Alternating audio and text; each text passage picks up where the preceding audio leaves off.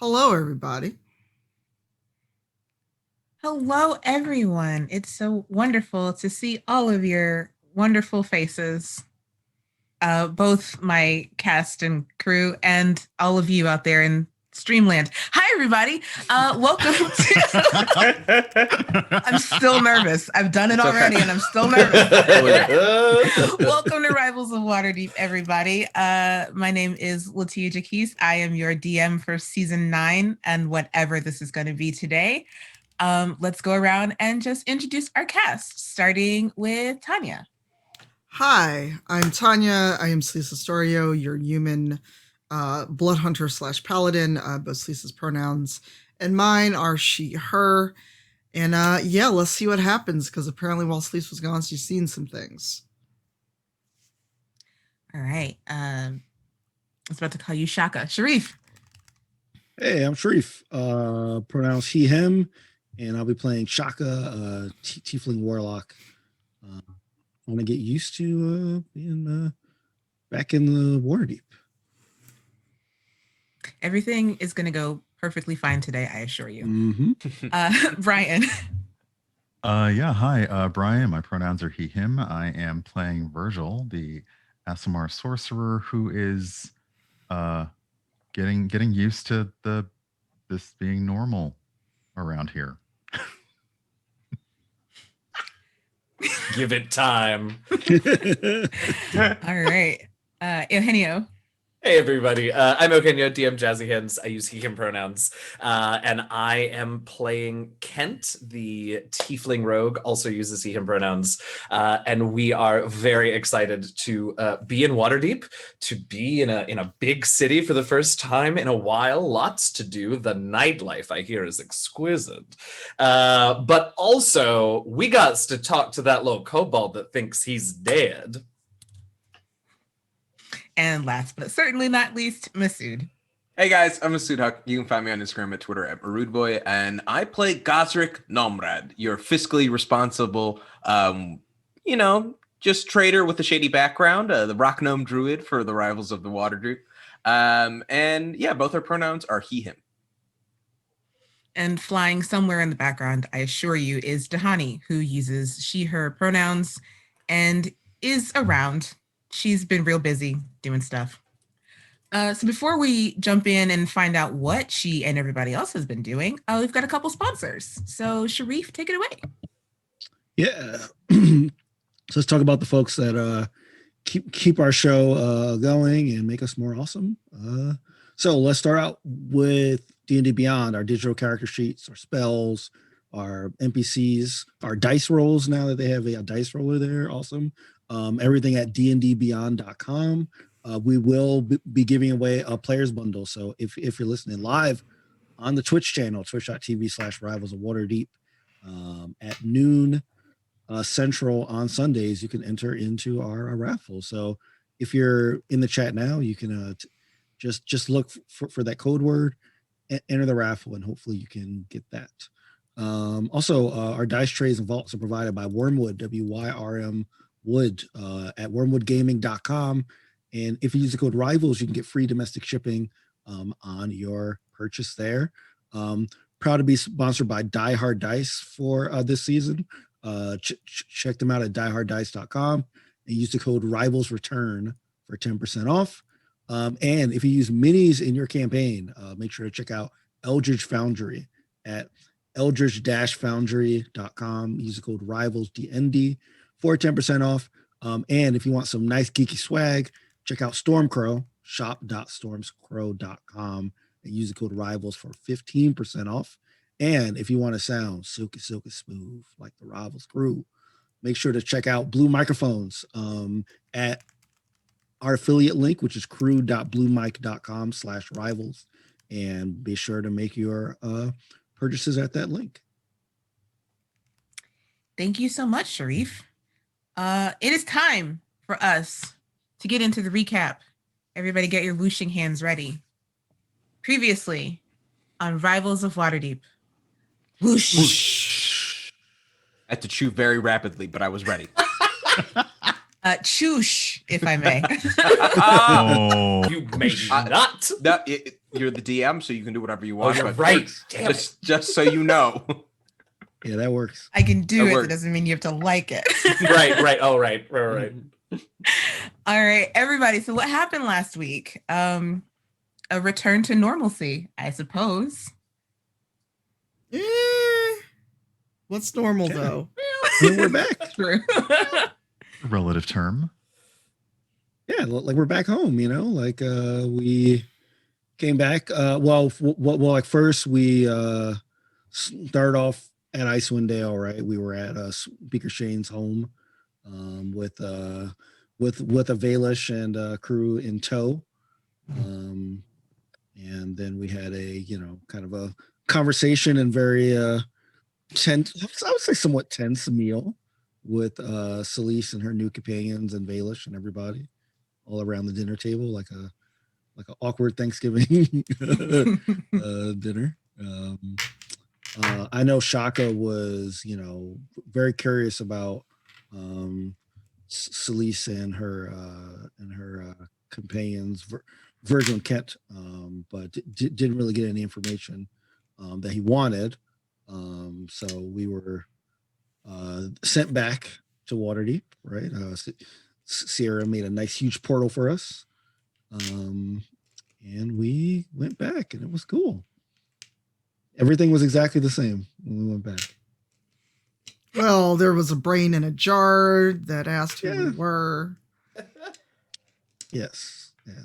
Well, like that was supposed to be the line just for somebody to jump in and say, "Oh no, it wasn't." But I don't it set was, that up. This is it was, normal. it was So- a good Like, this setup is normal that for you? I couldn't help you with. Yeah, so we went back and the Brian, the brain that we rescued from Icewind Dale at the end of season 7 was encased inside of some sort of robot in the middle of the room, but a robot created from things in the end, so mugs and other things around there. So not quite a mobile robot, more like a mannequin, just kind of frozen there. This was Duo's project apparently while we were gone. He constructed this robot for Brian, and we all kind of bantered and went to our rooms, and that's pretty much where we ended. It was kind of like getting more like reacquainted with being back in the manor. Obviously, it was Virgil and Kent's first time, so they were getting acquainted. Thrilling. They gave me a room for my stuff. And a dead kobold. Yeah, that's pretty much what happened. You more or less completed your mission from Speaker Shane, returned home to find the manor more or less normal, again, with the aforementioned things being kind of normal, something you're used to, but you'll get used to it. I don't know. And that's kind of how it's been for maybe 2 or 3 weeks. You've had a rare moment of downtime for the rivals, the old rivals, and based on what you may have heard from Selise, Kent, and Virgil, you might be waiting for something to happen, but this normalcy is weird, perhaps. Let's see what you all get up to during this downtime. Does anybody want to go first? You call it weird. Gazrick is in love. Gazrick loves routine and normalcy. He's having a blast. So I would love to go first. All right. Yeah. So what does Gazrick get up to? Gazrick has basically kind of like 2 major things he wants to do in this time. One, make sure the stock in the shop is in order, make sure like all the merch is up to date, that they have enough inventory. And speaking of inventory, find out maybe something a little more about that portal and like why it's spitting out merch that Gazrick is like truly is making a great profit on. Like it's zero cost on his end, and he's flipping it for like 100% profit. But it's almost too good to be true. So finding a little bit more about that. And then kind of whenever Shaka gets to trying to help Brian get a functioning case or unit or body, if we're to use the colloquial term, sort of helping out there. Okay. So for your first part, you head into the office where you know that the portal to Avernus is, and you recall it wasn't so much that it was spitting out merch, it was more that Duo had bought so much stuff that the room was full to bursting. I see. Which was why the manor had no money. Right. So you remember, like over the course of this 2-week period, that you know when you got back, everything was kind of boxed up. Yeah. And for a definition of what Duo would consider neat, like it looked fine. Mm-hmm. Everything was in boxes. It was kind of labeled. Maybe there was one action figure that didn't belong in this box and needs to go in this box, but pretty good, honestly. Much better than what you was at before we left. Go ahead and make an Arcana check for me about this portal. I would love to. On that virtual die, a sweet 8. Sweet 8. This is a funky portal, man. Man, so weird. Can I poke my head through? Could I wrap a rope around my body and just sort of like pop my head through the portal? I want to see how far the inventory extends into Avernus. Oh, you know what? Sure. Okay. Are you gonna? But before you do this, are you gonna ask anybody to kind of like watch you or anything? You can do this by yourself. You know what I'm gonna do? Actually, I'm gonna use a spell. Okay. I'm gonna do something smart. I'm going to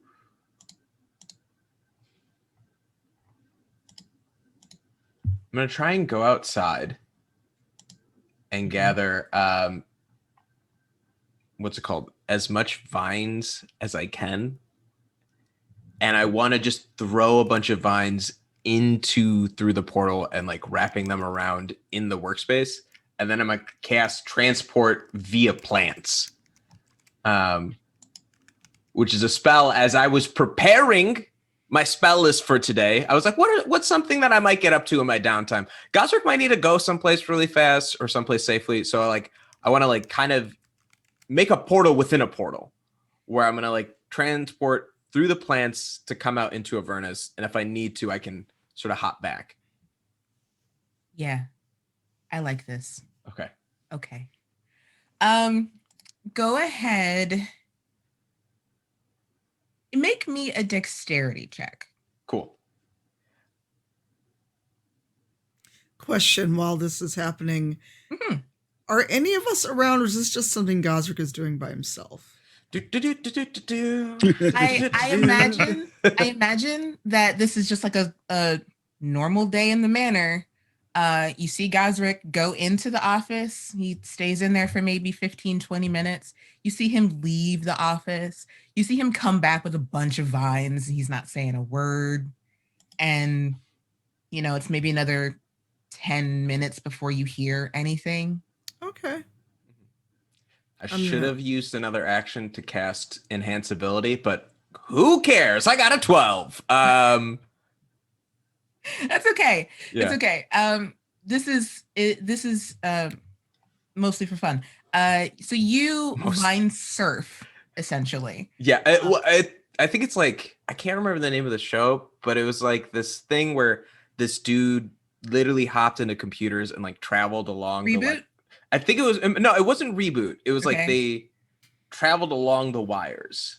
I think Reboot was like a single computer that like played video games, right? Is Okay. that the different? I think so. But anyways, I like to think of it like that. He like hops in and he like using his druid abilities basically just becomes like Yeah, you're like the little dot of light that travels along the vine. Wow. Mhm. Okay, perfect.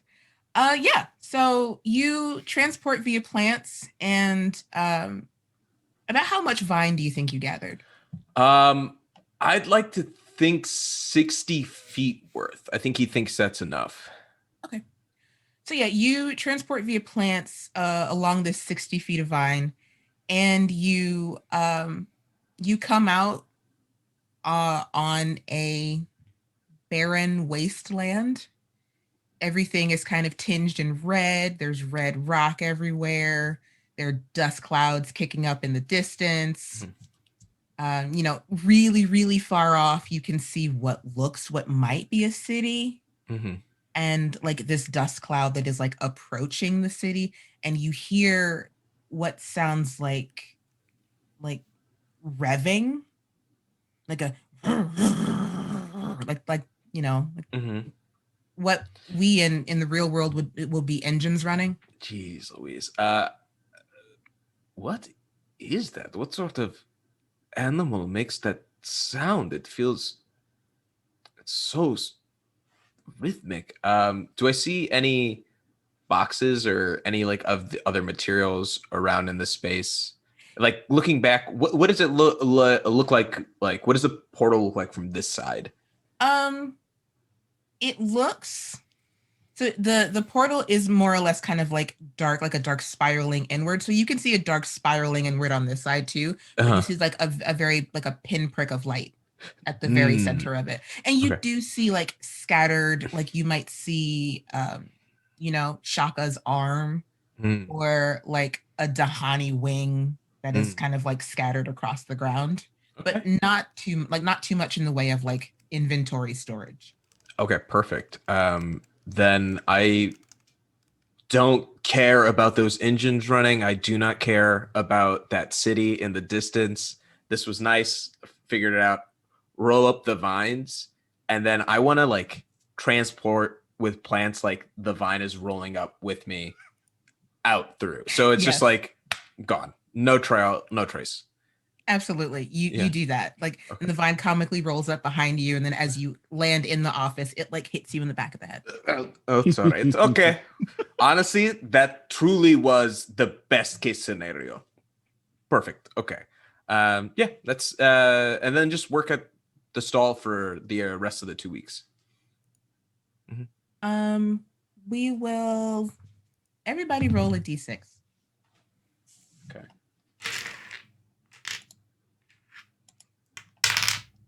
Six. 2. 1. Oh, 6. Okay, Shareef? 2. 2. Okay. All right, who got 6? Okay, so you've already gotten Masood. So now we kind of smash cut to Selise, who may have been sitting at the bar or moving from the kitchen to somewhere else as she watches Masood go in and out of the manor with vines. You good? No. Computers doing weird stuff. I think yeah. Hold You can on. take a moment Okay. Yeah. because I think the stream is also trying to catch up. Yeah. Stream froze. It looks better on my end now. Got a couple of folks We're saying it seems good. better now. So Let yeah, me try Yeah, looks like refreshing. Yeah, if you Ooh, refresh. that's Yeah. exciting. Little glitch. Sorry, y'all. No, it's been Okay. hating on our stream. Like when I was trying to do the No, it gaming was stream on Tuesday. issues It too. was my computer. Like all my monitors went black. Ooh. Oh Here. no. Okay. Yeah. Sorry, y'all. It was tech issues on my end. Oh, good. That's all good. Push needs to so- wake up. Yeah. So the only thing that happened in that little hiccup was that after Gazrick comes out of the portal to Avernus in the office, we kind of like camera pan over to Selise, who's got her eyebrow quirked as she's just kind of watching kind of watching Gazrick do whatever it is that he is up to. Selise has no clue. But Selise, what have these couple weeks been like for you? Let's see. I think I've just been kind of staying to myself, doing a whole lot of nothing, trying to like get reaccustomed to being around people. Mm-hmm. Studiously avoiding talking to Shaka. What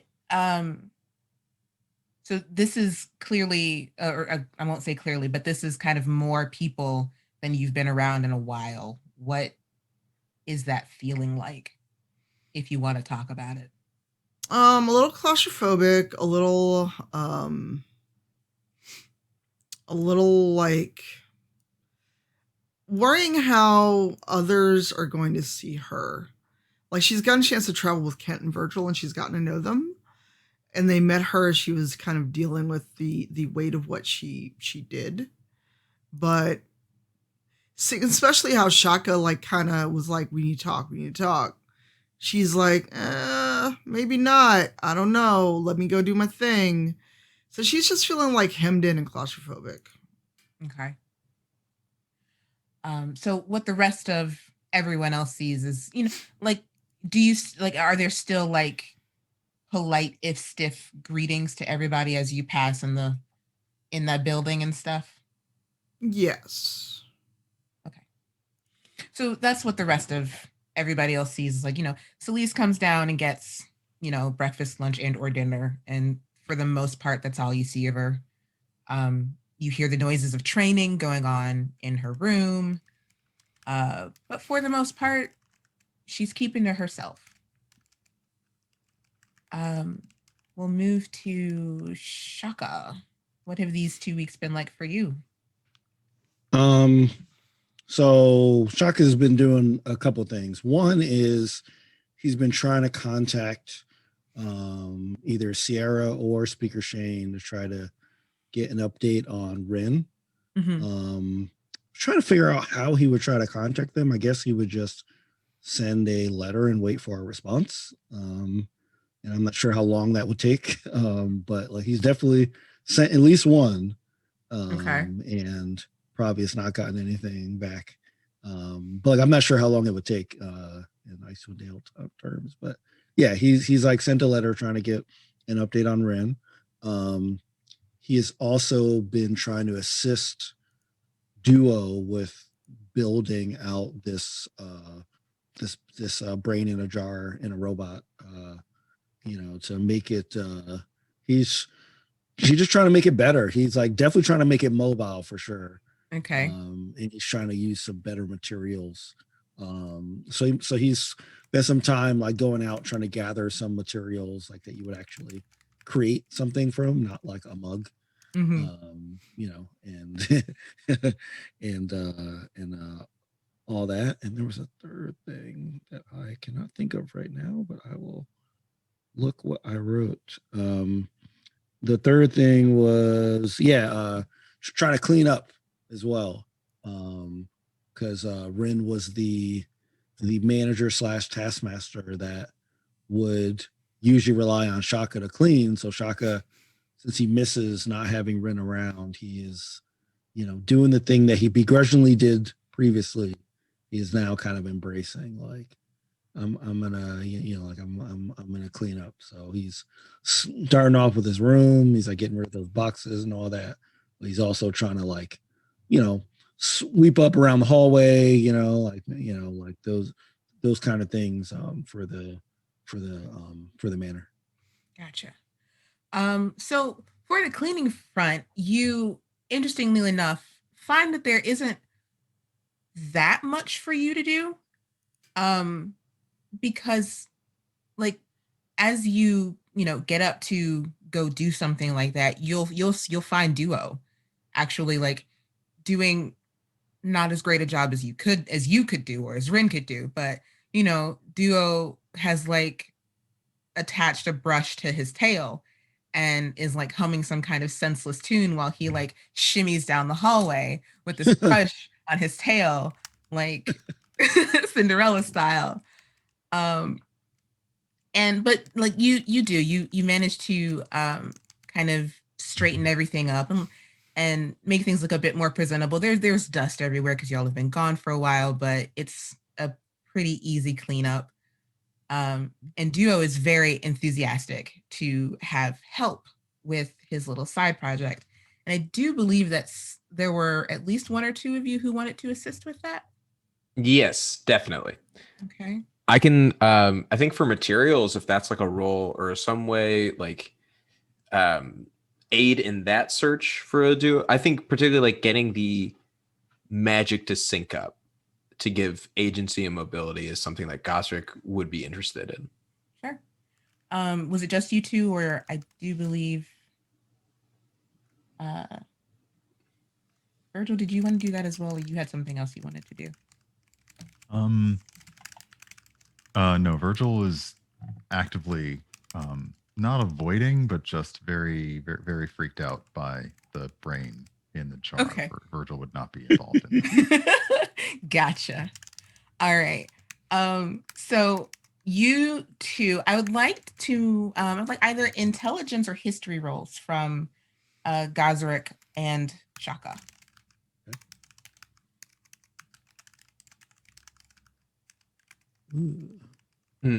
Or even investigation from you, Shaka, since you said you were going to kind of like seek out materials that could be better for this than cups. Right. Yeah, I'll roll investigation since that's much better than my intelligence. All right, 16 on investigation. Okay. Ooh, terrible rolls today. 9 on my history check. Okay. That makes sense for you, Gazrick. Not really having spent a lot of time in Waterdeep. You're like, I think I might know something. There might be a junkyard around here we could sort of scavenge in, I think. I don't know. I don't know how you guys do it out. Usually we throw our junk in the snow and forget about it, so. Like you come back with like a rubber tire. But Shaka, you do know, having been in Waterdeep for a while, there is a temple in one of the districts that kind of is built to a god of like creation and like mechanisms, for lack of a better LaTia didn't Google this morning. A lot of mechanisms. I like God that. of mechanisms. I like that. The Temple of Gond, Gond, is the place you want to go for something that can help you with this little escapade. Yeah. So I'd like to go with Gazrick to that. Well, yeah, I'd like both of us to go if he's not still looking for a junkyard. I'd like to. I mean, they may have a junkyard. Stuff that doesn't work, they might just throw in the yard. Yeah, I want to have a shopping buddy. So come on, Gazrick. I'll tell you if it looks good on you. Yeah, let's go to Gond. I got some coupons. Let's go. Yes, please. Okay, so you two go to the Temple of Gond, where on the inside, like there are people kind of. It is a standard temple. You know, there are pews and things like that where people are, offering prayers and services to this particular god. But you do also very faintly hear the sounds of like tinkering and like shouts coming from some of the back rooms. And you are met by a bronze-colored dragonborn in kind of like, long flowing robes. And she looks to you both and she says, my name is Valletta. How may I help you? Hey, Valletta. Do you have anything that you would use to construct a metallic being? How you gonna explain this, Shaka? Yeah. Hi, this is my friend Shaka. Go all in. I'm Gazrick. And as confusing as that statement sounds, it is in fact what we're trying to do. We have a friend who would like to have more agency in their life, and we want to make them a metal body to do that. Now, as you all are explaining this, she's a little taken aback at the start, by Shaka's request, but as Gazrick explains further, I'd like you to make me a persuasion check. Oh, I'd love to. Let's see. Come on. Oh, buddy. Comes around. Modified 20. 18 plus 2. Oh, Right. awesome. Dirty. As Gotta get the Gazrick bad rolls out. begins to explain this, you see her face kind of like there's a clarity that comes over her face, and she's like, "Oh, yes. We have one acolyte who is absolutely fantastic with mobility devices." And she kind of leads you to the back, like through one of the back doors where the noise of construction gets louder and louder. And she brings you to one such room where you see a like a copper-skinned half-elf who is sitting in a chair with wheels, a low-backed, a low back, and he's bent over and very furiously kind of like hammering at something very tiny and very like meticulous. And Valletta says to this person, Zafir, I think I have 2 people who may need your expertise. And Zafir says, he turns around, he sits up and he turns the wheels actually to face you all. And you can see that his legs are buckled into the chair, and he's got like a blanket over his legs just to kind of like protect it from like shavings and stuff like that. But he looks at you both with like a huge smile on his face, like golden eyes, like slick back, like curly hair that's kind of like in a ponytail at the base of his neck. And he says, "Oh, yeah? Okay, what do you need? Ah, my friend. Yeah, Shaka looks at Gazrick since he can't explain it. So I think I've got a better handle on this. We need a contraption for our buddy who can do magic, right? He can cast spells, but unfortunately does not have, in his current state, any agency or mobility. So we're hopefully designing something that gives him a little more access, and something that's a little more durable than the current setup he has." Okay. Is he having issues with walking or issues with like holding things? What is going on here? What like give me the rundown. I need to know what's going on. Well, he can't really walk or hold anything. Mhm. He actually doesn't have any limbs. He's quite literally a brain in a jar. Like it's he is literally a brain in a jar that can cast magic. Yes, his name is Brian. This look does not leave his face for that entire explanation. He's like, okay, so we're talking like full, like nimble right, but with like, how big's the jar? It's brain big enough to size? carry. Yeah. Yeah, it's like big enough for us to carry. Yeah. Well, I think it's like the entire size of Gazrick's chest. As You someone have to carry it with 2 hands. Right. Yeah. Okay. And he kind of looks you up and down, Gazrick, and you can tell that his brain is just, he's like going through like he's the gif of the woman with the mathematics everywhere, but less confused. He's like, okay. So full nimble, right? We're gonna need a contraption. We're gonna need a compartment about this, about that big. Yeah, I think so. That's completely doable. Did you want me to kind of come to you to get the measurements? Do you want to bring them here, or like what? Like how are we gonna do this? Oh, well, I guess you could come by the manor. That might be easier, so you could see. Like we said, Brian is currently not mobile, and so it might be easier for you to get a gauge of what you're working with. Yeah, it'll be fine. What? Yeah, are you familiar with Trollskull Manor? Have you heard of it? Yeah, it disappeared for a while, didn't it? I mean, that's the rumor. Make a deception check. Yeah. Ooh, 27. Oh, wow. Okay. He looks at you like, okay, rumors. Well, rumors of all kinds get spread around Waterdeep. Yeah. If you guys just want to kind of lead me to, and you see he rolls the chair to like kind of further back in the room. You see him take what looks like what would essentially be the rest of the back of his wheelchair. Mhm. And he like turns around and he puts it on the back of his wheelchair, and you can see that it's full of like, it's full of like artificer's tools, and like there's a water skin, and like it's like all of his like I'm going somewhere gear, like his ready bag is on this chair. And yeah, he like rolls up to you all and he's like, yeah, let's go, let's do this. Terrific. Aletta, thank you so much for your help. Is she still in the room, or has she gone? No, she's kind of watched this whole thing with okay, good. with I hope amusement. Gazrick did not speak to an empty room as he said that as they begin to leave. That's hugely helpful. We now have almost the exact person we need. Yeah, Shareef, what do you want to just head straight back?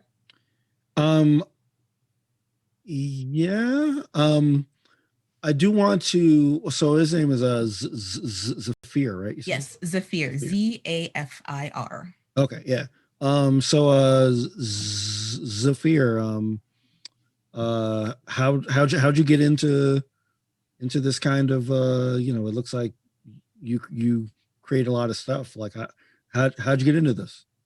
Well, it was actually my mentor. Her name is Sarah. She's the one who actually built my chair. She's total badass. And like, if somebody could do this for me, then I want to do it for other people. Like the more people that are doing this, I feel like like everybody should be able to do stuff, right? Like even brains in jars. So Agreed. I'm just paying it forward. Agreed. Just one warning. Brian is a little temperamental. Sometimes he doesn't regard everyone as a friend. As long as you walk in with us, you should be good. But if you happen to get an intense pain when you walk in, No. I'm just saying, it's like he's possible. guarded.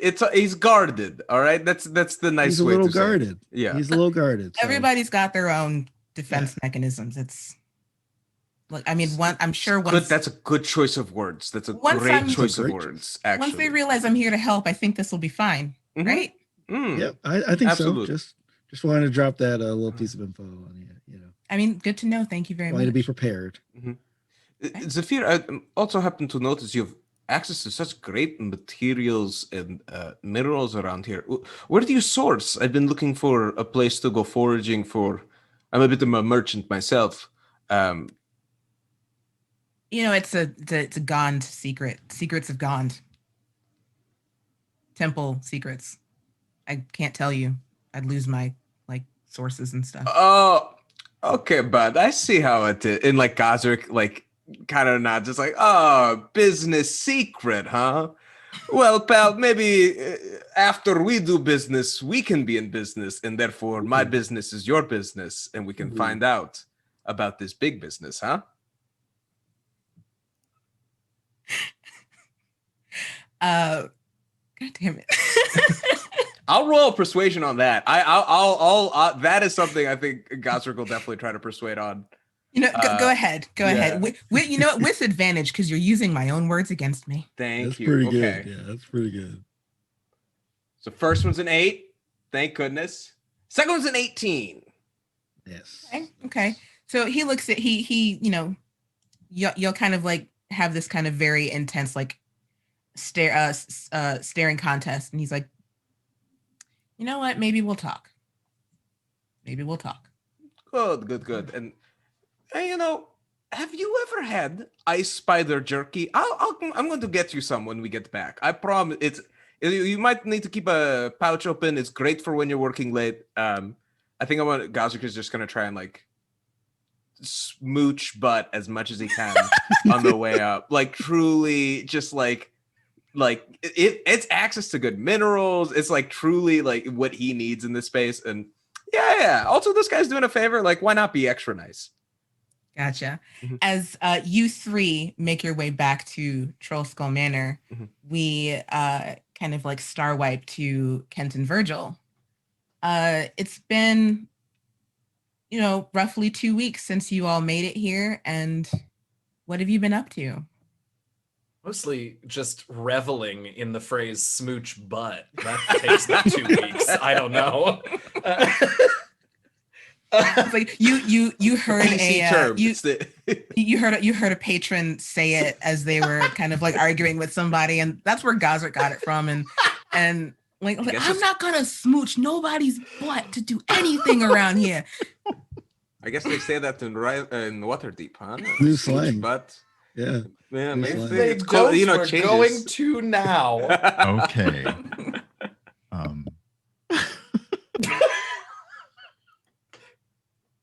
Virgil?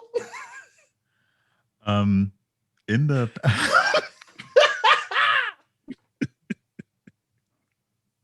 in the past 2 in the past 2 damn it in the past 2 weeks, Virgil has been focused on trying to find out more about wow, I'm sorry, it's gonna work its way through. More about Waterdeep. He's been observing the ins and outs of Troll Skull Manor. He's been curious about the city. He's wondering, based on their introduction to the rest of them, he's wondering if they're going to essentially tell him and Kent that, okay, it's been great having you stay here. Now, see ya. And after roughly determining that Duo is not a ghost, he seems pretty corporeal. He's been asking, Virgil, without trying to let Kent know, has been asking Duo if there are maps of the area, like archaeological interest. In general, but he's been trying to keep that from Kent. Okay. Have you been asking this of Duo or just any of the rivals, or? Of Duo, because things seemed tense among the group, and Duo seemed more than happy to help us as newcomers. Yeah. Absolutely happy to help. What maps of any particular, Waterdeep is kind of like broken up into like all these wards. So, there's like the sea ward and then the dock ward and all the like the city of the dead, which I like to call the graveyard ward. All these places. It's a clever name, Duo. Yeah. Well, I'm interested in the C ward. Didn't realize it till I said it out loud. Wow. And the graveyard ward might be of some interest. Yeah. It's just it's the big graveyard where all the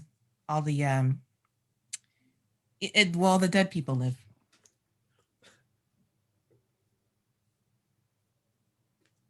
Okay, when you say live, do you mean? That's where they are. I mean, Okay. dead people are dead. They don't live. That's just where they are. Gotcha. Understood.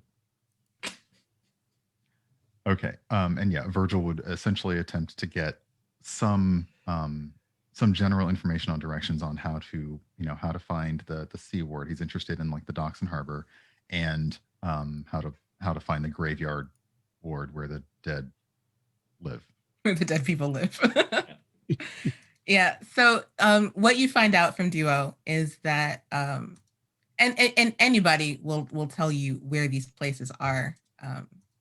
But based on the location of Troll Skull, everything is pretty much south, with the exception of the C ward, which is west. So the C ward is like you just head west along any main street, it's there. The City of the Dead, you head south, you can't miss it. And the Dock ward, also, you head south, you can't miss it.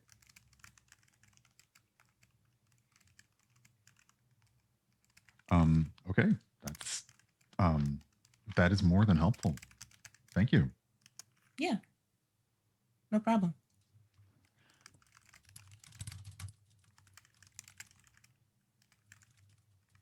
Virgil, what are you up to? I guess at that point Virgil would check in, with Kent and just kind of My suss bad. out. Yeah. I had you confused. You met Kent, and I did. figured that out about halfway through, but I was like, no, he's not. Let him go. More. We want more. Yeah, I mean, if Virgil's coming to find Kent, I think particularly if this is in the first day or two after we arrive, that might be sort of difficult because Kent, being in fact an archaeologist by non-adventuring trade, and finding himself in a new, relatively large space, is gonna spend the first day or so just scouring every inch of Troll Skull for like hidden doors and secret rooms and things, other escape routes, just things that that all of Kent's life experience has taught him it's important to know about. Okay. Go ahead and make me an investigation check. Hell yeah. Hold on. Investigation. That is a 23. 23. Fantastic. For the sake of brevity, you find everything that you would find on a map of Troll Skull Manor in the book, but it's bigger. Oh. Because we've made it so. Great. I love that. Yeah, there's way more rooms. There's a portal to Avernus in the office. Chill. Okay. There's way more knives in the kitchen than there should be. Well, I mean, I think that's a matter of opinion, but go on. Lots of purposes for knives, but go on. Yeah, but you find your way up to the turret little thingy on top of the building and everything. Like if there's anything that needs to be found in this building, you found it. Great. So once that's done, and I am sure that I know all of the secrets of Troll Skull, which of course may or may not be true, but I certainly think it is. Then it's time to see what Virgil's been up to. I know. It's not just you. Don't worry. Let's see what Virgil's up to.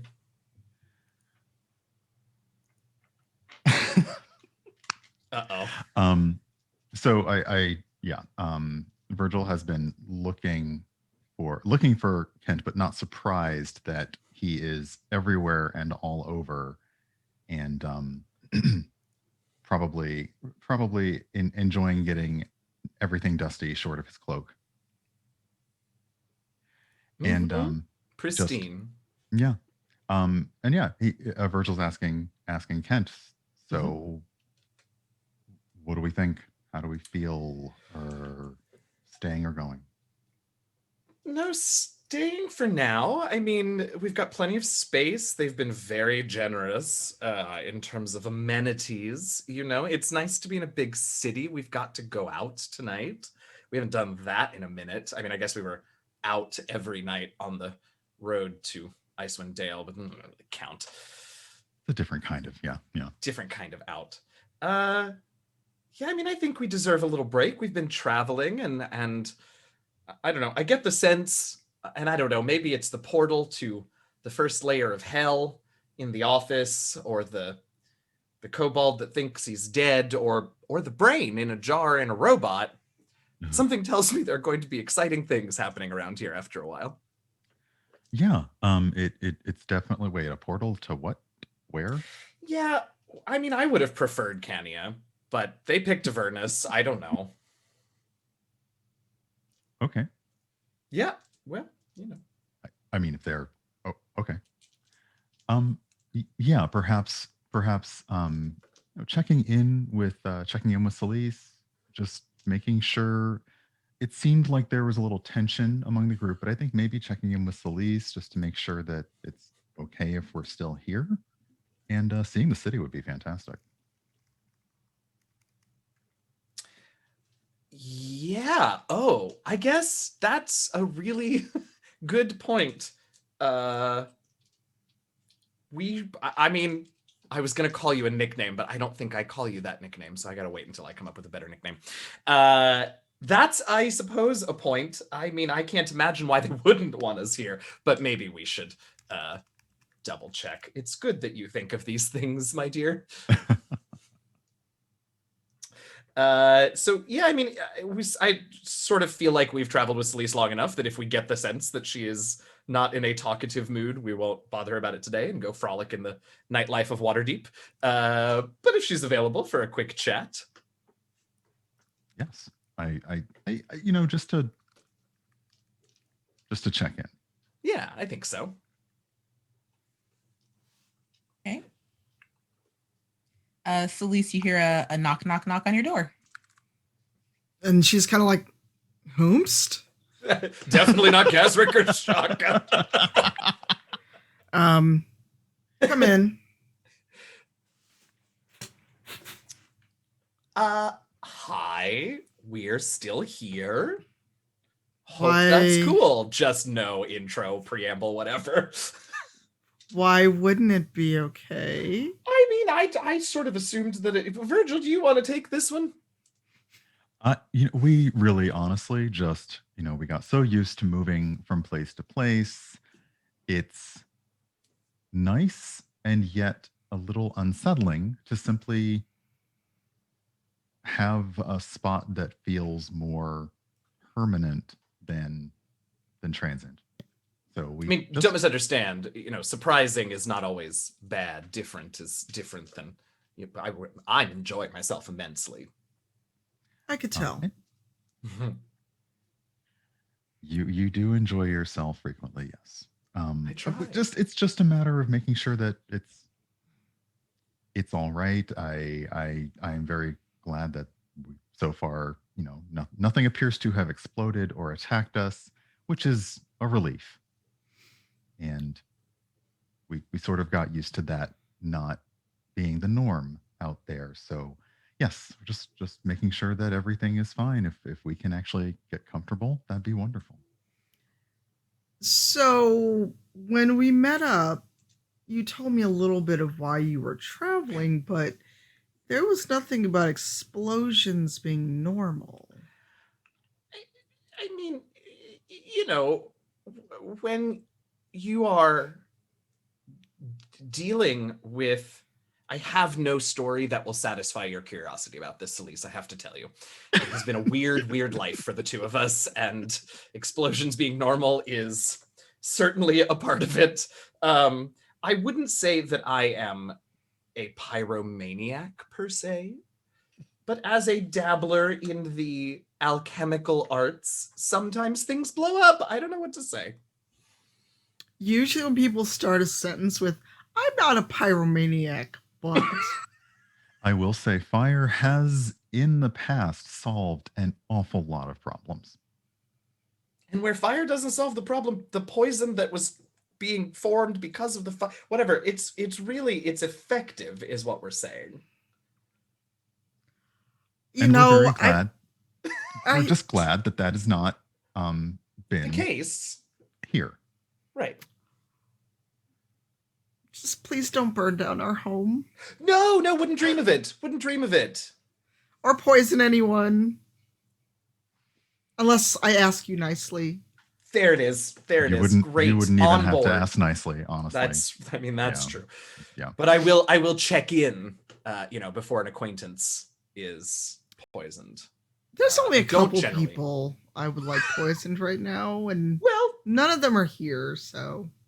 Well, then that's less exciting, but probably all to the better. There you go. Yeah.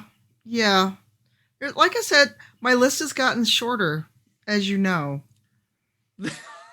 So yeah, but I vouch for both of you. We've traveled well together.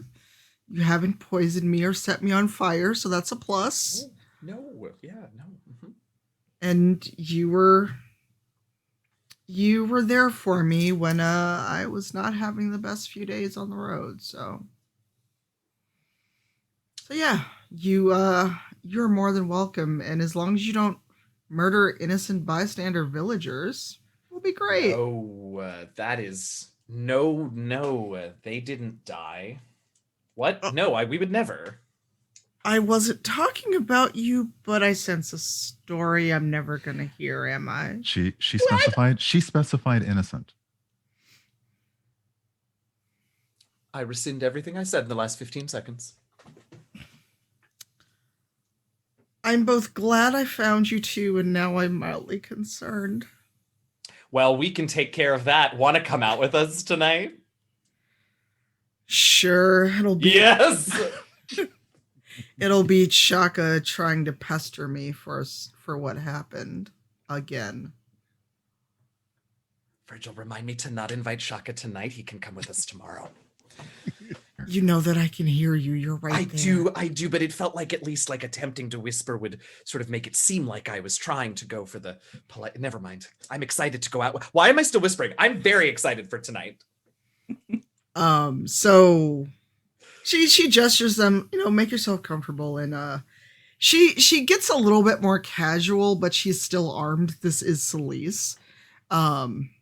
So basically the kind of alchemical bandolier she started wearing comes off. She does slip a few vials in her pockets though, and she's wearing the long black leather duster that she can drape over a chair if need be, depending on where they go.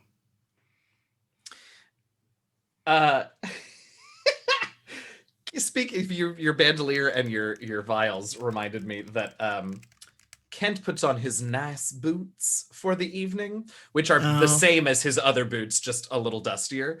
But Kent's boots have these, similar to a bandolier, have these loops on the outside of these, knee-high leather Cuban-heeled boots. It's fine.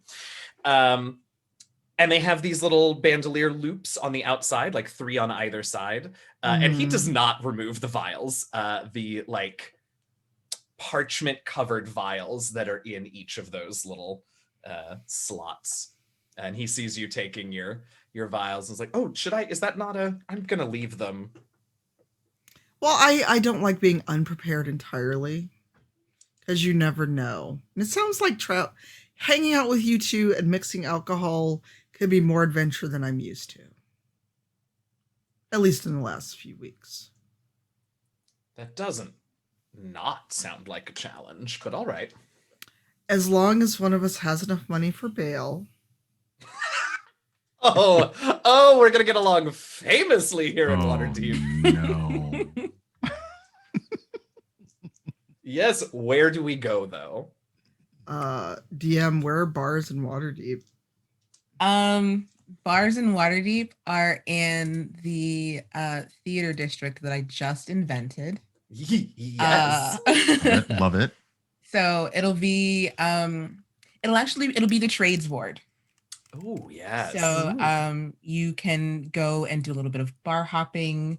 The Pink Flump is showing Meet the Goodberries tonight, which is not like the best play that you've heard of, but for whatever reason, it's kind of like the only one that they've been showing for the last couple of weeks. So if you want to go see Meet the Goodberries, you can.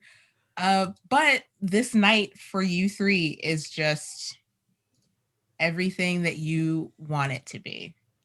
Well, if we go to a play, we have to be quiet. I love a play, but I feel like it's our first night in Waterdeep, and if we go to this play, I'm going to last about 20 minutes and then just want to talk about it. But I'll sit through it if you all want to. Or you'll start singing along and kick us. I have generally managed to refrain from that since the last time when it took me so long to get that rotten tomato out of my hair. Oh dear. I never understand why people bring rotten fruit to these events. I think that perhaps a bar crawl might be safer. Yes. Pub crawl. Both. Whatever they're referred to in Waterdeep. How do they? There's still bars. Tavern, bar, pub. Bar, tavern depends on it depends on how bougie you are. I'm still getting used to the local colloquialisms around here. Smooch butt and so forth. Look, the whole smooch butt thing, I don't know. We're gonna forget we heard that. We're gonna go drinking. Sounds wonderful.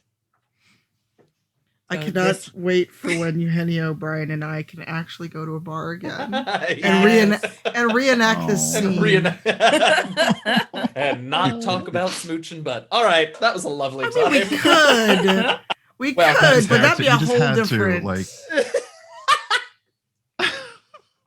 I love it. Yeah. I love it all. So, if everyone is okay with the results of these Oh, 2 yes. weeks of downtime, uh, Mhm. wonderful. Dahani's around too, because trying to control a PC as an NPC, you just forget that they're there. It's just she's around. She hangs out for 2 weeks. She also got out of prison, used some time off. She's just yeah. Did we ever hear what happened to Ren? No, I'm about to wrap up the 2 weeks. Oh. Okay. So, in summary, over the course of these 2 weeks, Gazrick and Shaka meet up with Zephyr, the fantabulous artificer who, arrives at the manor probably to maybe like one or two eyebrows from people, but they don't think anything of it. He takes Brian's measurements. He asks Brian a couple of questions, and he heads back to the Temple of Gond and comes back maybe 3 or 4 days later with at least a skeleton of something. He kind of like fits this little gem on Brian's tank, and because he is a brain, it's like, well, now all you got to do, you just got to think about what you want this thing to do, right? You want it to raise its left arm, it's going to raise its left arm. You want it to raise its right leg, it's going to raise its right leg. You want it to walk, it's going to walk. Now, I don't know how long you've been a brain in a jar. I don't know if you still remember how the motor functions work. So it's going to take a little bit of time to get used to. But you got real good friends here. So I think, if you need any help, I just think you should ask. It's, asking for help is just do it. The worst that they can say is no. And then it's literally, they're really mean if they say no. So that whole thing takes about like maybe like 4 or 5 days of these 2 weeks. Maybe once or twice more, Kent and Virgil convince Selise to go out and have a little bit of fun bar crawling. The portal stays where it is. Shaka, about how long into this 2 weeks did you wait to send your first letter? I'd say I sent it within the first couple of days we were back. Okay. Because I figured it would take a while to go there and come back. Okay. So about the middle of the second week, you receive a letter and a pretty heavy pouch from, it says, the letter says Shaka from DS, DePass Shane. You open this letter and it says, Dear Shaka, thank you for your inquiry. I still have not heard anything of Rin nor of Leto, which causes me some concern. I will be looking into this matter a little further, and we'll keep you updated as things develop. I also remember that we did discuss payment for your group to complete this mission and have enclosed that. I will keep you updated. Thank you again, Speaker DePass.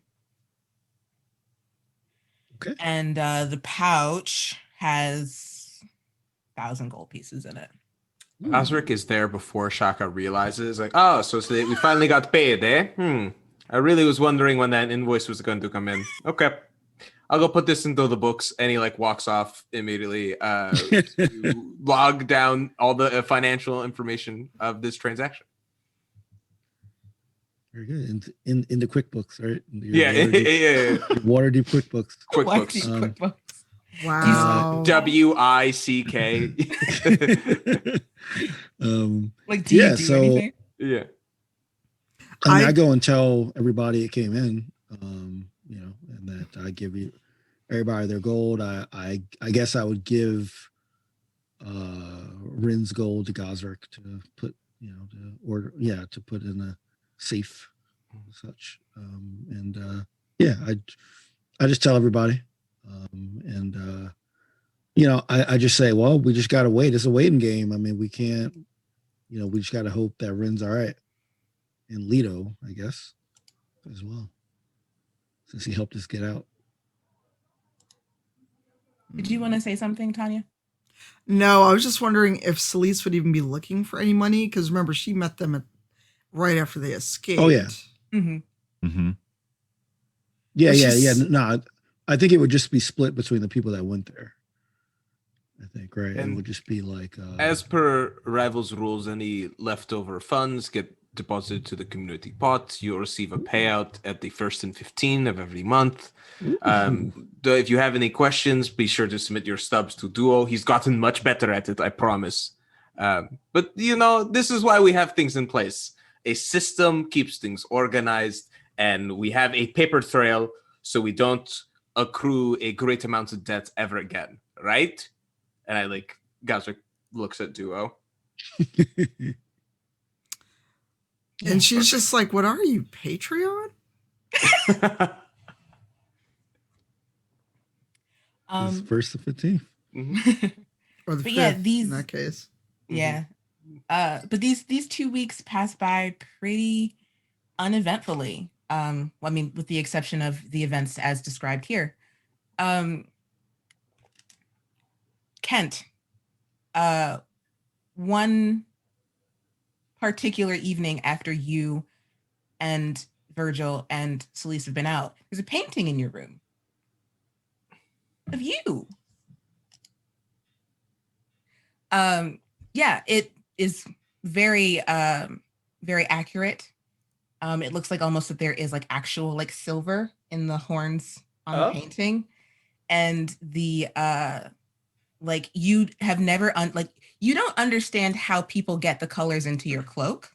You don't understand how the colors on the painting are so accurate. Oh. Well, this went from being really delightful to being still really delightful, but also curious. Is there a signature? Is there an artist's signature anywhere on it? Yeah, there's a D with a hooked beak on it. Well, let's see. Yeah, okay. I feel like Kent is smart enough at least to go Shaka, no. Selise, no. Gazrick, no. Okay, let's check in with Dahani. So I will go look for Dahani to say thank you, and then if Dahani looks confused, I don't know, we'll figure something out. No, her door is open. her door is open, and right. She's actually standing at another canvas. So. Oh, is it blank, or is she in process, or? It's in process. You can see the sketching, and you can kind of see the handsome features and kind of curly sketched hair of Virgil's dreadlocks. Dahani, this is remarkable.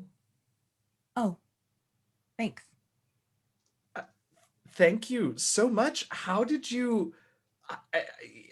I'm flabbergasted, which really doesn't happen too often anymore. How did you manage to? I mean, it's so exact. I'm good at painting. Yeah, well, that you most certainly are. Yeah, I'm working on one for everybody. That's truly amazing. Dahani, thank you. You've made me just feel right at home. Can I don't want to offend, but I also don't want to take advantage. Can I pay you or repay you in some way? We pay our artists here, so. Love it. We pay. Yeah. Well, actually, if you want to, if that is something that brings you joy, and she holds out a coffee mug. Yes. She holds out a coffee mug Yes. that you can like put whatever you want to it. Yeah, I mean, I'll put some coins in there. What seems reasonable and fair. D&D economy always sort of confuses me because I don't know what's worth a lot. But but surely there's something else that why do I have a 2-person tent in my inventory? Anyway. Do you really have to ask that question? Well, I mean, I'm right here. Not actually, but yes. No, it's really it's fine because Okay. we I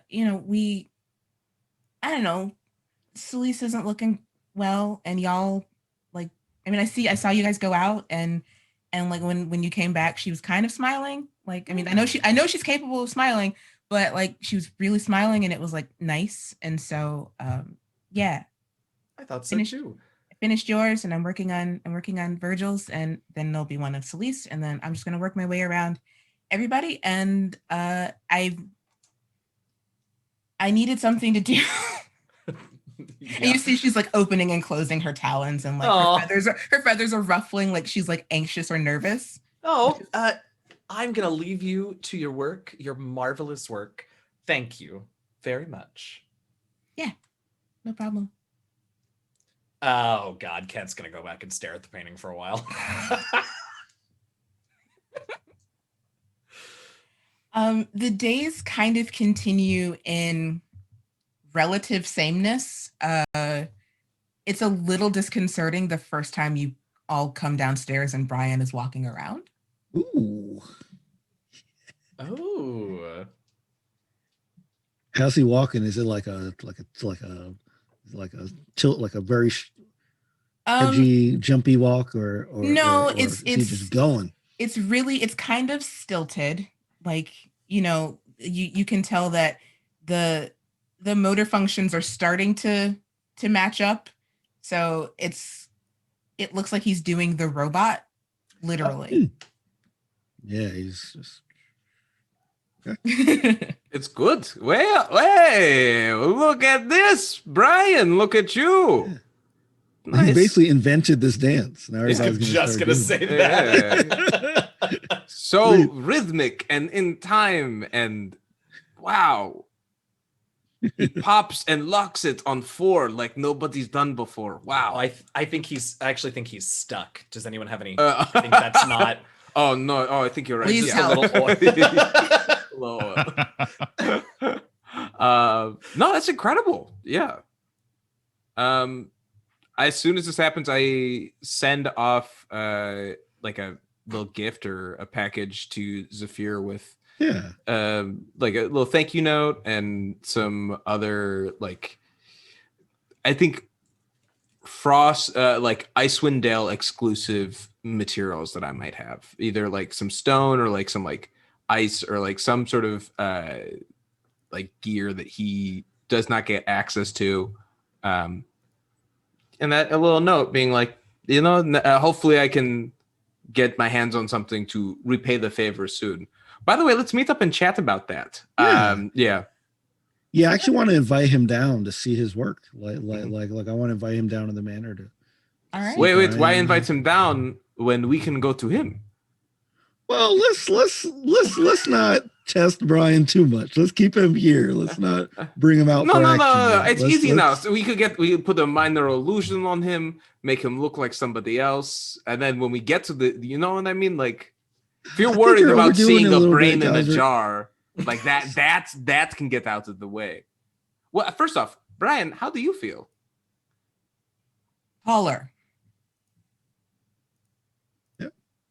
I would imagine that. Yeah, that's fair. Yeah. This is pretty optimal. Nice. I think my right knee needs to be oiled. Oh, okay. I know how that feels. Yeah. Well, do you feel good enough to walk outside? You want to try to walk outside? No. Okay. Cool. Well, do you feel good enough to take a walk around Troll School? There's a lot of ground to cover within the manor. Yes, I will. This same kind of 5 by 5 foot square is getting a little old. Mm. And then he just starts to kind of like totter around the main tavern area, like making circles around all of the tables, Nice. and like figure eights and stuff. So yeah, he's just kind of walking around. Yeah. So, Dude, if you need help with stairs, we'll get there. Maybe avoid them right now. But yeah. There's this construct has no face, Mhm. but the way that it stops and turns and looks back at you with The body shifts. this kind of like blank, Uh-huh. kind of like mannequin expression. It's like, I did not consider this. And then he just keeps walking. Mm. okay. Well, we can help you up the stairs if you need. Like, I'm not sure how heavy Yeah. this thing is, but I'm sure we could. If Also, you want to like- go up to another floor, we could lift you up there. I just meant because like I was watching that knee might need oil. Like I don't know how comfortable you feel making that movement right now, but as you get more comfortable in the body, you might be able. I just like let's start small, right? Exactly. Mm-hmm. I'm just going to keep walking around here now. Okay. So, guys, I feel like we gave him agency, but now cursed him with existential crisis. Is that? Do we feel okay about that? Yeah, I mean, I feel okay with it. Okay. Like he deserves to at least have a chance to see if he likes it. Like maybe he'll walk for a while and say, "Hey, I'd rather be in the same position," and he'll, So, That's but fair. like, we're at least giving him a shot. Yes. Try it out. Excellent. I love this. So it is this same day around lunchtime, where the majority of you, or all of you, if you so choose to be, are all in the common area having lunch. It's not like carriages drive by all the time, like you hear carriages, kind of going by and like people yelling at their horses and, "Hey, I'm walking here," and stuff like that. But you hear a carriage stop outside of the manor. Who all would be in the common area at this point? Selise I'll be would. there. Okay. I'll be there. Yeah, I think I'd be down as well. Oh, Same. Yeah. the stalls in the common area. Gazrick was there this morning. Gotcha. Mhm. So yeah, you hear the whinnying of horses and the sounds of like, the carriage stopping, and you hear carriage door open and close. And it's it's not an uncommon occurrence, but like most people walk here. So and you all are kind of turned towards the door when you see entering a like mid-height brown-skinned woman. Her very curly hair is pulled back into like this ginormous afro puff in the back of her head. Yes. She's wearing kind of a dark gray long coat with like a vest, and like, it looks like she's getting ready to go riding. Like she's wearing leggings and she's wearing high boots, and it all looks very, very lovely and kind of like put together. And she looks to be in her mid to late 30s. She's got very kind brown eyes, and she walks in, and she is supporting her weight on a cane. And it doesn't look like she's like limping or anything, but like she kind of needs it to move around a little bit. And she says, as she walks in, she kind of like knocks on the threshold of the door with the cane to kind of make sure that she's getting everybody's attention. And she's like, "Is this, I'm looking for Selise Astorio or Rin Leodon. I was told I could find them here." Selise looks up. Do I recognize her at all? You do not. Okay. Depends on who's asking. And she kind of gives you kind of like a like a half smile. It's not stiff or like condescending, but it's a smile that says, "This is exactly what I was expecting." Yeah. And she says, of course, of course. My name is Amaya. I am with Tallow and Wick Press, and I'm here about this." And she kind of reaches into her coat, and she pulls out a book. The book is titled "The Autobiography of Selise Astorio" by Ren Leodon. Selise just groans. It's like that. I told him about that damn book. Oh, please come in. You don't have to stand in the doorway. Of course, thank you so much. And she walks in, and she sits at a table that is kind of near everybody. Mm-hmm. And she hooks her cane on the table, and she says, as previously stated, I am from Tallow and Wick Press, a small publishing company based out of Candlekeep. Mm-hmm.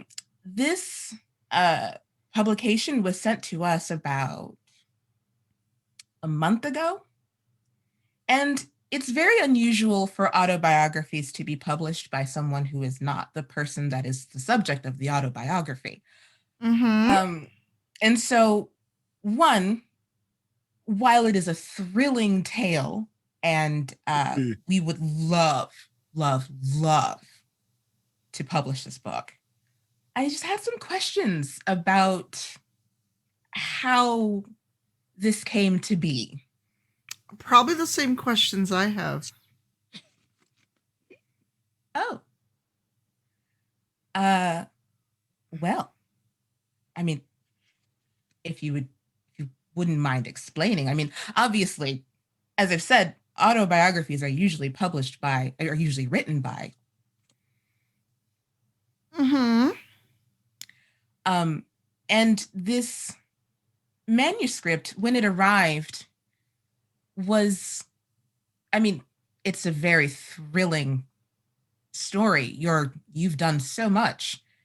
And this Ren Leodon, who I assume is either your manuscript writer or someone who was, I mean, as stated in the book, someone who was with you on all of your adventures. Like, I just was hoping to speak to you both, or have you both come to Candlekeep to kind of, just talk about this and kind of get everything squared away, so that if you do want this published, we can absolutely make that happen. If you don't want this published, we do need you to be in person to deny this.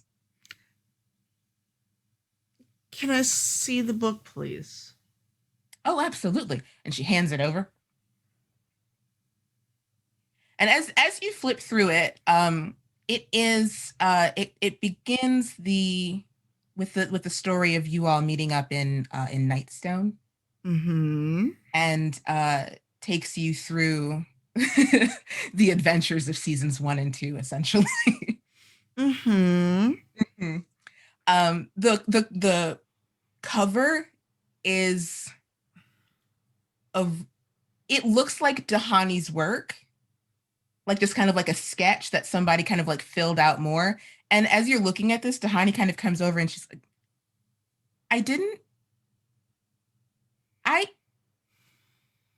Duo, who you notice is very absent at this point. Mm-hmm. And I mean, we would love to absolutely get this published. I mean, it's very, very good.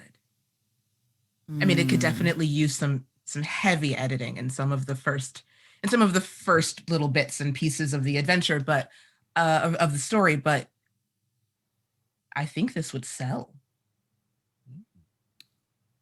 I see. And I look at everyone else going, so nobody's going to tell me about this book? I mean, this is Ren. This is all on Ren. I mean, he mentioned it. I wasn't sure if he was actually going through with it. It's Ren. Yeah, I mean, when he puts his mind to something, no matter what it is, it will get done. I mean, this is up to you. It's about you. So I say, if you want to have it published, it's about. Well, actually, is the book? Does it mention all of us in it? I flipped through. Yeah, it's all of us. So Okay, well. I've signed nothing allowing the use of my likeness or my story. Of course, and that's why I'm here.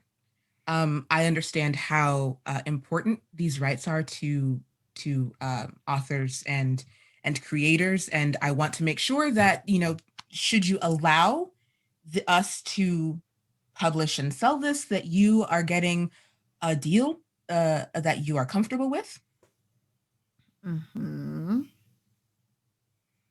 I mean, and of course, the rest of your friends, as they are all featured in it as well. But no. And it would need an update because, as you can see, we've got new companions. Of course. That is absolutely the reason that I am here. As I said, we wanted to invite you to Candlekeep to sort of oversee the overhaul of the story, make sure that it is accurate and portrays you in a way that you are comfortable with and that you feel is best. And then we can discuss payment and royalties and all of that. And you see, she's a little nervous, but she's still here to try and do a job.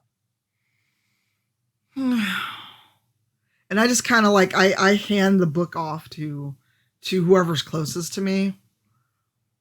I'm gonna say that would be Shaka. All right. Yeah, I take it and I start to page through it as well. So, how long would it take to get to Candlekeep, and do all of us need to go? I mean, you don't all have to go, but you are a group. And my carriage can comfortably fit all of you. And I look at the others. What do you think? Like right now? Well, no, at your leisure, of course. So, are you gonna stay at the manor until we make a decision? If that's amenable to you, or I can find lodging elsewhere, and you can just let me know when you're ready to go. No. We're never one to turn down a guest. Please let me get our guest book out.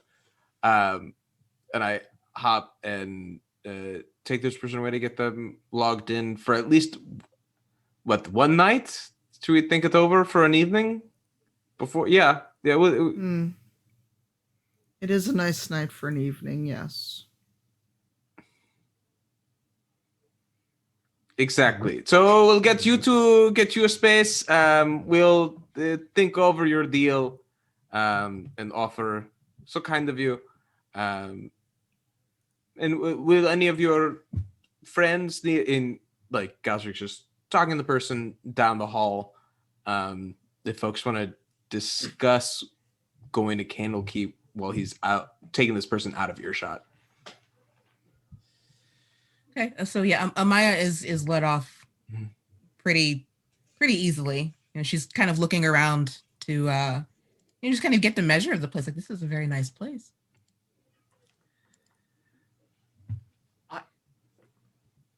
Just to make sure that I understand the situation, we have just been invited to Candlekeep, and we don't have to provide any sort of admission donation.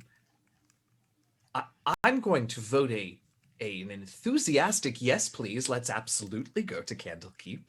And Kent is just so little kid excited. Usually he's fabulous and whatever and over the top, but he's little child excited about this. Just got a new Nintendo. Just a little bit of a retcon. Amaya would have said that the publication of this book would allow admission.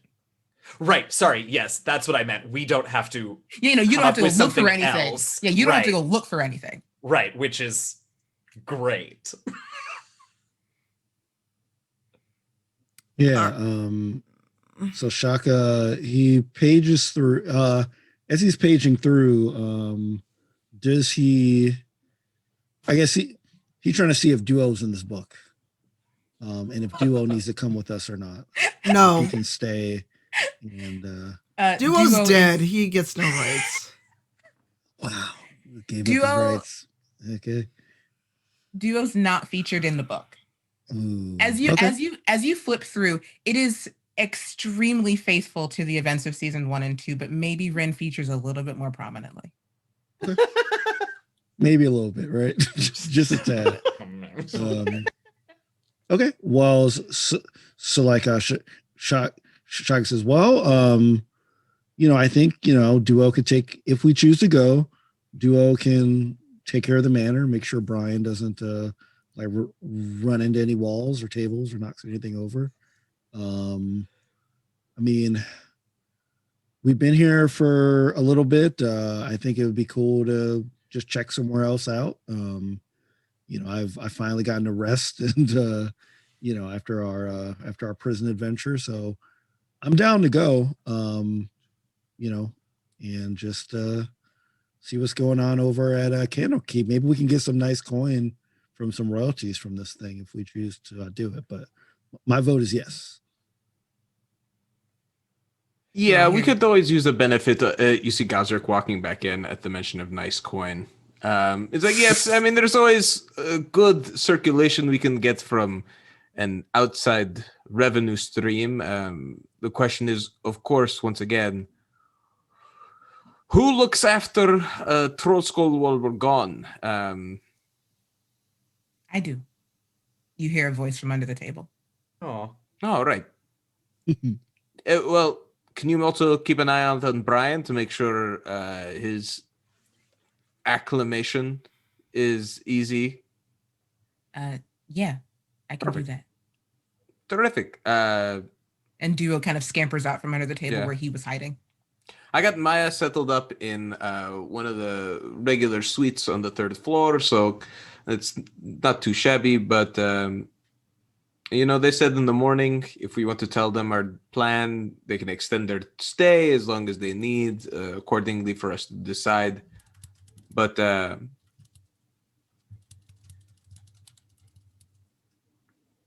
mean, I'm down to go. It's nice to get Candlekeep is also warm, so that's all it really takes for me, if I'm honest. could I ask? I'm all about going. Mhm. Selise, will we be going to put the kibosh on the book, or to fix the book, or to? I really want to read this book. I'm not gonna lie. I've heard your stories, but I honestly don't know, but you seem a bit excited about going. So if you have the ink and the quill for it, I'm sure this could use a deft touch. well, I mean, I never. It's all academic papers in my experience, but I certainly. Well, I mean, that's. I'll have a look. Sure.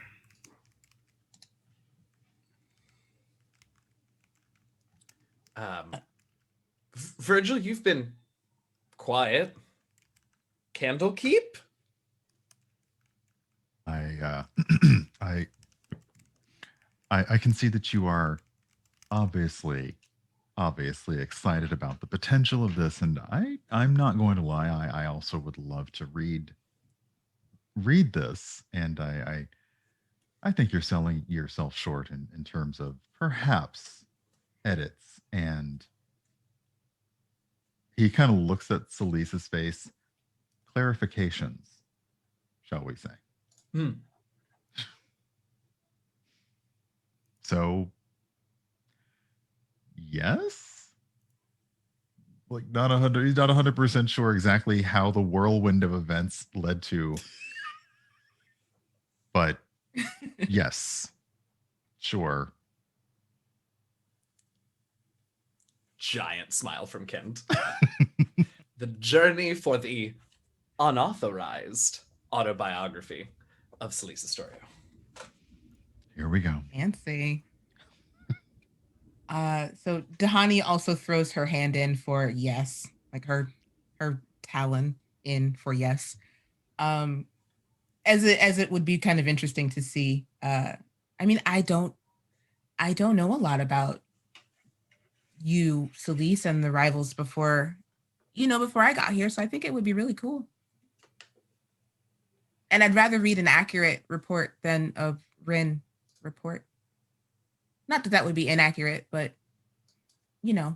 She just raises an eyebrow at a not that it would be an accurate comment.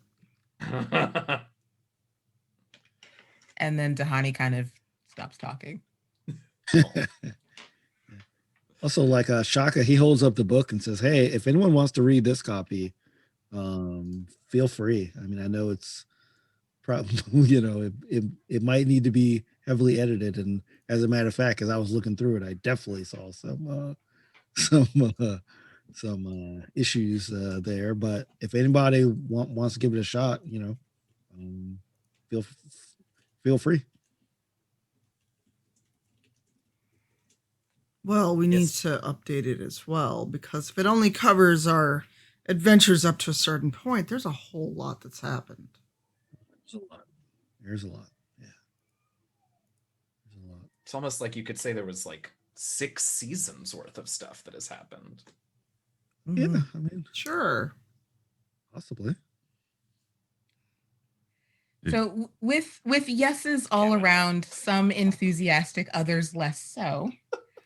Dahani will actually go and inform Amaya that if there are no objections, Dahani will go and inform Amaya that they've said yes. And I mean, why not stay, see what amenities the manor has to offer for a night before we leave in the morning? Because I'm sure that you've had a really long journey and everything, and I'll go see to the horses and stuff like that. Yeah. Oh, we're walking? No. No, the carriage horses. She parked her carriage is parked outside. Her horse is here. Got it. I mean, not that, look, I'm not, it's a good walk is great for the Constitution, but it was so nice to step through a portal to get here, I just thought. No, Amaya, as you all kind of congregate for dinner that evening, Amaya says that she brought a carriage large enough to house you all so that you wouldn't have to walk or ride horses to get there. How exciting. So with a journey to Candlekeep in the books on the horizon, we're going to call it there for today's episode. Woohoo! Oh. Hey. Woo! New adventures. Oh my god, I'm so excited for Candlekeep. We're going to Candlekeep, y'all. Huzzah! I'm very excited for Candlekeep. It's yes. As a Harry Potter fan, yes. Thank you all. I hope you all had fun. It is time for questions. So, as you all know, at the end of every episode, we take questions from the chat for our characters, not our people persons, but for the people our people persons play. So, if you have any questions, go ahead and type question in all caps, followed by the question for any of the characters, any of the NPCs, any of the constructs in a jar. Lay them on us. Very funny. I'm afraid of this week's questions. Yeah. While we are waiting on questions, I want to give an extremely large shout out to Sarah Thompson, aka Mustang's Art on Twitter, for creating the combat wheelchair, which is absolutely what Zephyr is rolling around in. Nice. Love it. That's awesome. I love that. I wasn't kidding in the chat. I have like 1 million in-character questions just for Zephyr. I will already do anything to defend this character now. Well, there's only one question for Zephyr, so if you want to throw a character question in. Yeah. Actually, Gage's character question is mine. Why are you so great? Yes. Zephyr hears this question in the ether as he is bent over another thing that he is tinkering with, and he's just like, "Oh, what? Oh, me? I just like helping people. Oh, awesome. Like perfection. I just like people need stuff, and I want to make the things that people need. And, somebody did that for me, so that is the least I can do for somebody else. You're the best. And then he kind of like his cheeks kind of turn pink, and then like he just kind of like goes back to working on whatever he was working on. The best. We have a question for Virgil, I will say. Will we get a dramatic reading of parts of the book from you as the rivals travel? Well, I mean, I am very curious to see how it matches up with what Selise has told us. And Kent and I do very much enjoy books, but generally, I do the reading and he does the voices.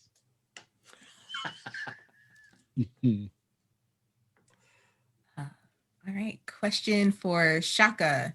Now that you're back in Waterdeep again, at least for the moment, have you thought about looking up Dirty D again? Oh. No. Nope.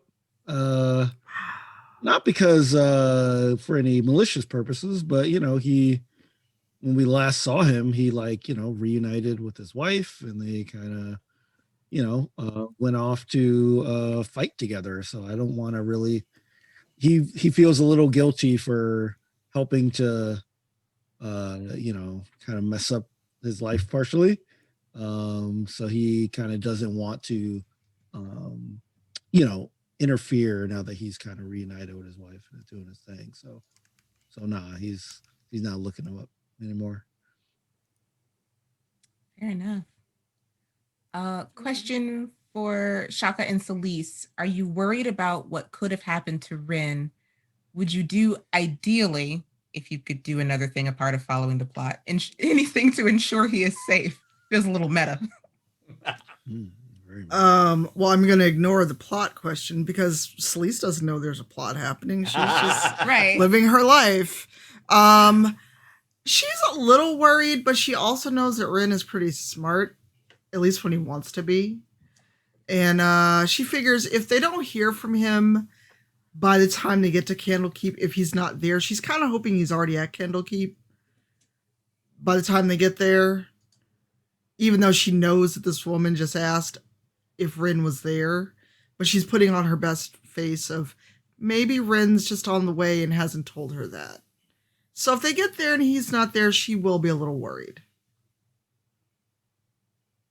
Yeah, Shaka's worried, but once he gets when he gets that letter back that mentions that Speaker Shane has not heard anything from Leto or Rin, Shaka's just like, okay. Like he kind of noticed there was something between between Leto and Rin, like some kind of weird relationship. So Shaka's still worried, but he's like also like, now I see why Rin's delayed. Like, there's they're forming a relationship of some sort. You mean Stockholm syndrome? I mean, that could be part of it, So yeah, so he's a little less worried once he got that a letter back. Plus, he knows that like he trusts that if anything, if Speaker Shane or Sierra knew anything like super bad, that they would let us know. So he's kind of like leaving it in their hands. Question for Dahani. Where did you learn to draw so good? So I was born in Chult on Keir Sabal. And as a part of my training, I chose to study painting and calligraphy. And part of the reason I'm no longer at Keir Sabal is because I like that a lot more than fighting, even though it may seem otherwise. But I do very much enjoy painting, and I just kept at it. Practice. That's how you get good at anything, is that you practice.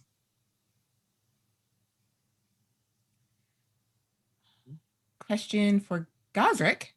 Do you have plans for the Avernus portal now that your hopes of endless profits have been dashed? Yes, more so I was concerned that something from Avernus could come into Trollskull, and that was more or less making sure that we were not leaving a trail for them to come back up. So now having secured confidence that that just exists, there might be some opportunity to go mining for some minerals, for some materials that are lost and only available from that plane. And a little meta knowledge. Now that I'm level 7, I can always plane shift. Now that I can do level 7 spells, I can always plane shift on the way back. Yeah. Good to know. Mhm. I'm afraid. Question for Kent. Are you always this excited for traveling, or is Candlekeep special? I think that's a yes, but Candlekeep is definitely special. A yes to both, but Candlekeep is definitely special. I've been in Cara Dune for a while now. So traveling anywhere is a farther than the forest or the mountains nearby is a thrill.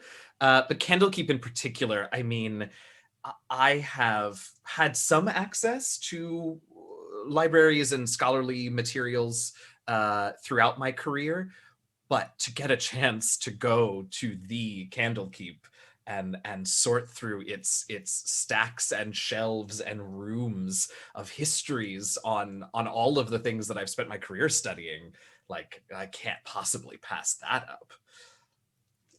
Excellent. And then question for Kent and Virgil. How often have you used fire and poison to solve problems? I want to start by saying that the fire is almost always an accident.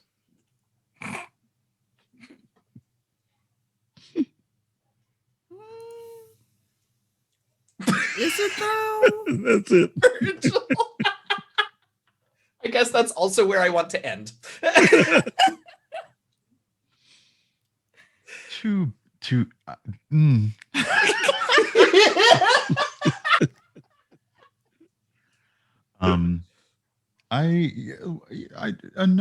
Putting a number on it seems. I don't really. I don't know. Putting a number on it seems really odd. Or I mean, it's simply that over time, it's been found that you can avoid situations escalating by employing one or both methods in concert. I generally leave those leave the decisions of those up to Kent. That's really his domain. And like Virgil just starts functioning like he has no PR answer for this at all. Yeah,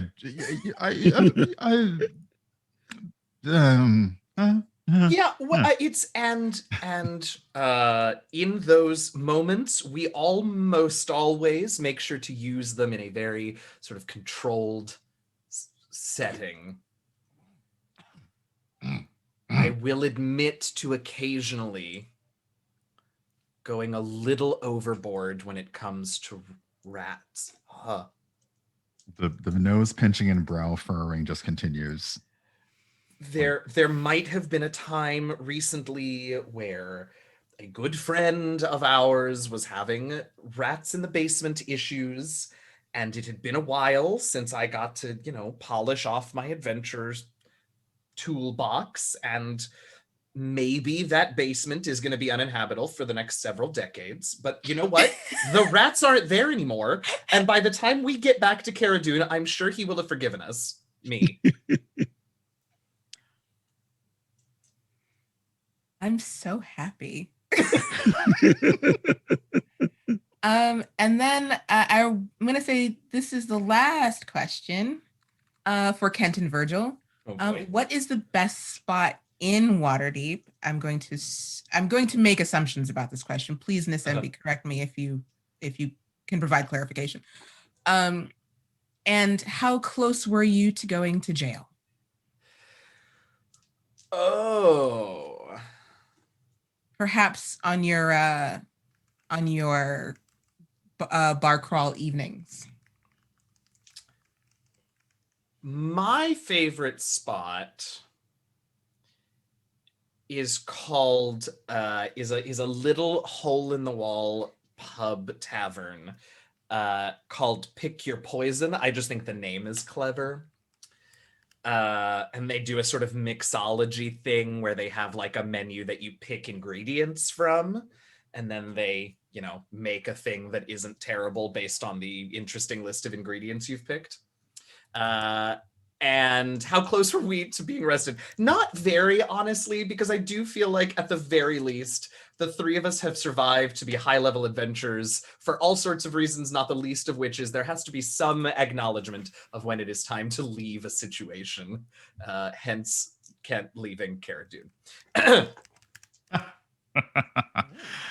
No, I think that, yeah, I think that we did, we definitely threw down, you know, perhaps working some, you know, some of the road weariness, and perhaps working through other things at the via the imbibement of things. But yeah, I feel like if anything got a little bit heated, especially being that we were new, I'm certainly not going to jail my first few nights out in the city. So no, we confidently backed away from any difficult situations. Awesome. Fantastic. All right. That is the last of our questions, everybody. So we're going to go around, reintroduce ourselves, let you know what we'll be doing, and get the heck out of here. So we're going to start the opposite direction with Masood. Hey guys, I'm Masood. You can find me on Instagram and Twitter at Maroodboy, MAHRUDBOI. Yeah, you can see me here on Sundays with these wonderful folks playing Rivals of Waterdeep. On Tuesdays, doing Mythic Odysseys of Theros. We've got our series finale on Tuesday. Yeah. Come by. Yeah. Allegedly, I'm gonna be doing a Ooh. cosplay of the Centaur. So Oh. come see what that looks Oh. like from a seated position. It's not as Oh impressive no! as you would Oh no! imagine. You can't be seated. Can't be seated. Wednesday, I got nothing. My Wednesdays are free right now, but there'll be stuff in the books in an undisclosed project to be announced later. Thursdays, Once Upon a Game with Katie May over on the Indoor Recess Crew Twitch channel. And then again, next Sunday, Rivals will be off, but I'll be doing a stream for Lisa Penrose on their channel that I'll be tweeting out. You can find out more about that on Twitter. And yeah, that's the best way to see what I'm up to. Just go to Maroodboy, twitter.com/Maroodboy, see what's happening. Thank you so much. Eugenio. Folks, I'm Eugenio. I'm DM Jazzy Hands. You can find me on the Twitters at DM Jazzy Hands. Same thing here on Twitch as well, twitch.tv/DM Jazzy Hands. Tomorrow, let's see, where can you find me this week? Tomorrow night is the season finale for Burn Bright Season 2 over on the Season Roll20 finales channel. all around. I know, it is apparently that time of year, which Right? is strange, but okay. So we are wrapping up our Season 2 arc. Exciting times. Celeste Konowich is the GM, Lise Penrose and Nomadic, and Nassim from Venture Maidens as the other players. That is at 9 Eastern, 6 Pacific at twitch.tv/Roll20 app. Tuesday, Thursday afternoons, I stream on my own Twitch channel. Come hang out. We play Dragon Age Inquisition. It's a good time. Wednesdays, episodes of my actual play D&D podcast get dropped. The Last Refuge. You can follow us on Twitter at DND Last Refuge. Things get tense in this week's episode. I'm like halfway through editing it, and like there was some feelings. It was exciting. And what else? I think that's where you can find me. And then, like I said, next week we won't be here, so find something fun to go do. Hang out with Masood and Lisa or something like that next Sunday. Or, you know, enjoy your Valentine's Day if that's a thing you do. Just didn't want to lead with that. All right. Brian, not the brain in the jar. I'm going to say that. No, again. definitely not the brain in the jar. I'm kind of pleased we're leaving Troll Skull Manor for just a moment. But I am urban bohemian everywhere there is to be on the internet, except where I'm not, and I'm salty about it when I can't be urban bohemian on the internet. I am on Twitch 3 days a week, Sunday, Tuesday afternoons, and Saturday mornings. And then you can also find me here on Sundays with the Rivals. And currently, nothing super special happening. I'm gonna enjoy next week off, although I don't know, since it's Valentine's Day, maybe we'll do a cooking stream, like something laden with chocolate. Let's try for that. But otherwise, yeah, hopefully see you around the internets. All right, Shareef. Hey, I'm Shareef. You can check all my stuff at shareefjackson.com, SHAREEF Jackson.com, or Shareef Jackson on all social networks. Got a bunch of stuff coming up. This Monday on the 15th, I'll be starting a Kids on Bikes campaign on Roll20. That'll be at 10 a.m. Central on Monday mornings. So you can check that out at twitch.tv/roll20 app, or it'll be on YouTube and stuff as well after. So that should be a bunch of fun. Super excited about that. I just hope to follow in the steps of the great Masood, who Get out of here. I hope to follow in your footsteps. Come on, dude. Who took the rivals through it last summer. Also, I'll be part of a charity stream on the 20th at 2:30 Central as a part of Basements and Bugbears. We'll be raising money for Jasper's game day, and that should be exciting. It'll be DM'd by Dr. Megan Connell and have Rachel Court, Adam Johns, and Adam Strother in it. So that should be exciting as well. And we have we'll have a chat as well on the 15th, like a Black History Month chat that we'll all be doing as well. That's sponsored by Blue Microphone. So that should be fun as well, which you should be able to check on this channel at 7 Central on Monday. So that's what I got. All right, Tanya. Hey, let's see. What aren't I doing? It feels like Thursday, find me in Cyberpunk Red with Gabe James Games, our friend Kelly, Mustang Art, Sarah, and who else is on the show? And Scruff is our DM. That's Thursday nights over at Sirenscape. Saturday, I am continuing. We're going to start playing our D&D session sponsored by Astro and Wizards of the Coast for Black History Month on my channel at 2 o'clock on Saturdays. Sunday, obviously here, and then on the 15th, I'll be a part of that discussion. And everything else I'm doing is after we come back, so yay. And I have been your DM, LaTia Jacquise, at LaTia Jacquise across the interwebs. I have absolutely nothing going on. This week because I am traveling. I know I'm anxious about it. But I'll be back in time for the Black History Month chat on Monday the 15th. And other than that, you can find me primarily on Twitter. We are going to raid someone, but so stick around for that. Thank you all so much for being here. Thank you all for coming on this shenanigan-filled journey with us. And we will see you in 2 weeks. Because we are off on the 14th. Thank you all so much, and we'll see you soon. Bye. Let's stick around because we're raiding. Bye, everyone. Hang out. We're going to figure out someone to raid. You're going to get a moment of silence, so just hang out for a hot second. Oh, no,